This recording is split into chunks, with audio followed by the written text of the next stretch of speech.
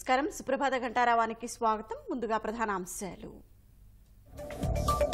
స్పీకర్గా నేడు బాధ్యతలు స్వీకరించనున్న అయ్యన్న సభా గౌరవానికి భంగం కలగకుండా చూస్తారని ప్రకటన.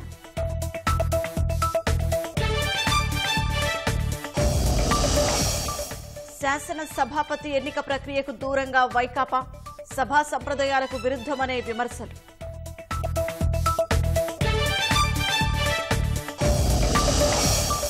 ప్రభుత్వం మారిన అధికారుల్లో రాని మార్పు, విశాఖలో వైకాపా కార్యాలయాల అనుమతులకు కుట్ర.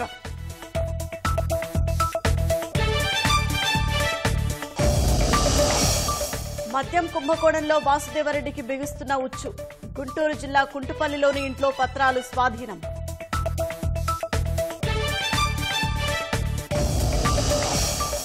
గాజాలో ఇజ్రాయెల్ బలగాల భీకర దాడులు, 25 మంది మృతి, 50 మందికి తీవ్ర గాయాలు.